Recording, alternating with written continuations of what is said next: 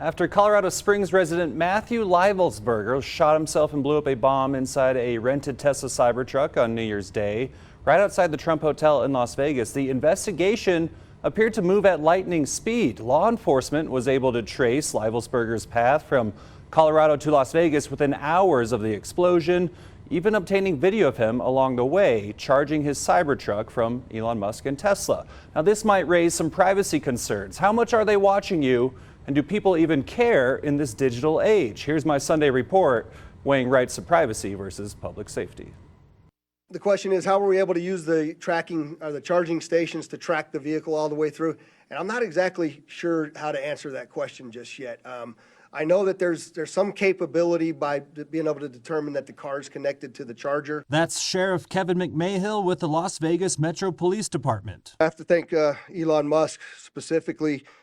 He gave us quite a bit of additional information. Hours after the Tesla Cybertruck exploded, investigators had already traced its route from Colorado Springs to Las Vegas, complete with video courtesy of Elon Musk. Being able to capture all of the video from the Tesla charging stations across the country, and he sent that directly to us. This led some to express privacy concerns, not realizing cars like Tesla's were tracking and recording them. I'm retracing the drive Matthew Livelsberger made through Colorado, according to authorities, and Tesla would share that information with investigators. Tracking him to this Tesla supercharger station in Monument 2 days after he rented the Cybertruck in Denver. And then the next day he drove southbound on I-25 to Trinidad, Colorado. There's another Tesla supercharger there. I'm gonna go check it out myself right now. Here at the Trinidad Supercharger, it's not obvious if there are video cameras here, but we do know that they are able to film drivers while they're charging because of this video.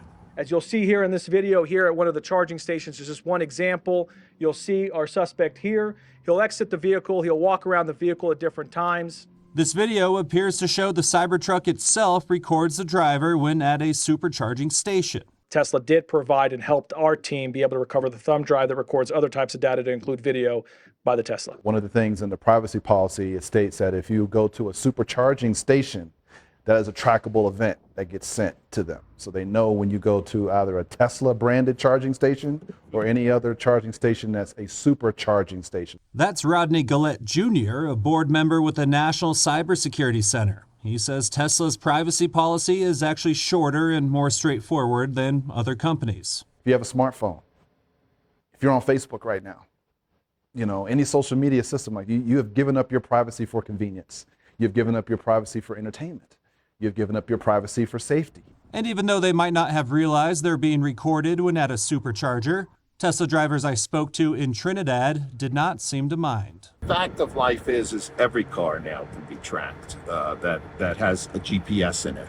I've given up being worried about it a long time ago. It just goes with where we are. Do I like it?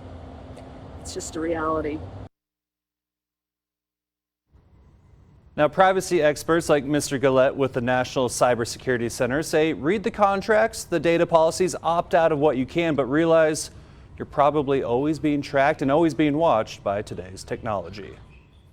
And we do have new details tonight on Matthew Livelsberger's time in the Army. The Pentagon sending us his assignments and deployments today. Take a look. The active duty soldier was most recently assigned to the 10th Special Forces Group in Germany since July 2022. Before that, he was assigned to Fort Carson from October 2013 to July 22. His last deployment was to the Republic of Georgia for 2 months in 2021. He also served in Afghanistan 3 times, first in April 2008 and as recently as September 2019. Livelsberger also spent time in the Republic of Congo, Ukraine, and Tajikistan. This is all according to Army spokesperson Lieutenant Colonel Ruth Castro.